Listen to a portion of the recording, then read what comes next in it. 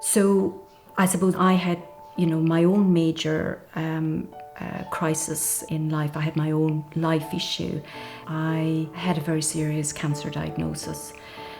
There is something profoundly shocking when you're met with, I suppose, that sense of fear and terror that comes with a cancer diagnosis. And of course, our reaction, which is a normal reaction, which is a fight or flight reaction, means that it's almost like you're unable to think. There's just a buzzing in your ears as you try to process what you're hearing. So what I realized was that I needed to calm down, that I couldn't afford to be overwhelmed. I couldn't afford to be dysregulated. And I needed to be calm because I needed that for my physical health. If I was going to give myself the best chance I could give myself here, I needed to be able to support my body rather than overwhelm my body through adrenaline and noradrenaline, etc.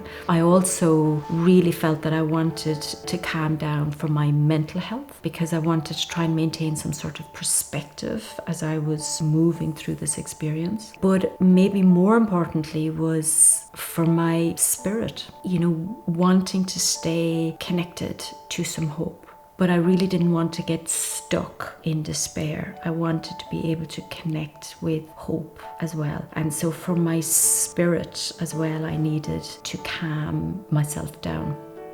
I remember so clearly my first visit to the oncologist. I'll never forget it because this is the day you're going to hear how bad it is.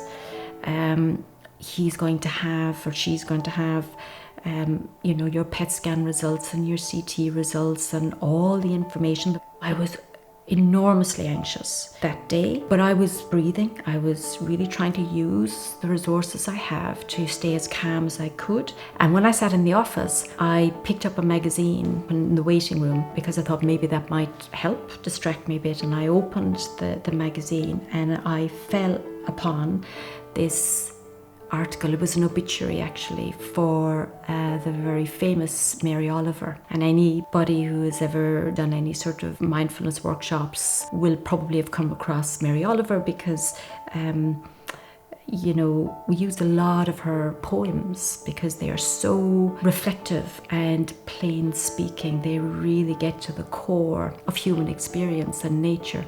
But there was this quote, and it was from Mary in one of her poems, and she said, "Always leave some room in your heart for the unimaginable."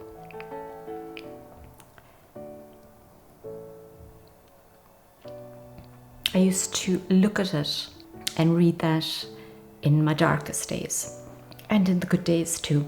But it was another very powerful moment in a good way. Because it helped me to connect with hope.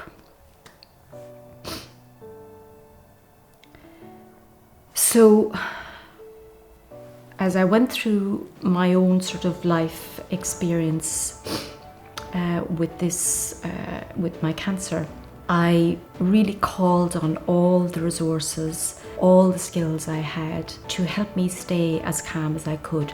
That doesn't mean I wasn't feeling stress and feeling fear and feeling anxiety. Of course I was. But really for me, the important thing was about trying to balance. So noticing when I was becoming very anxious, noticing when I was becoming despairing, and using the resources and skills I had, because I know what helps me to calm down.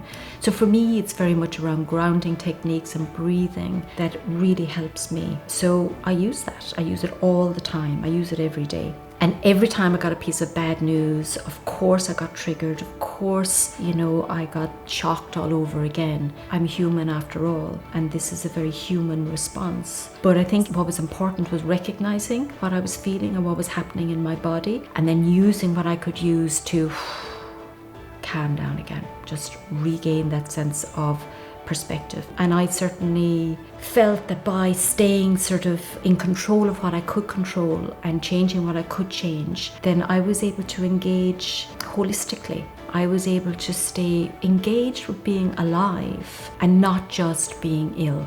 But I needed the resources to stay calm in order to be able to stay connected to and feel empowered with what I could control and what I could change.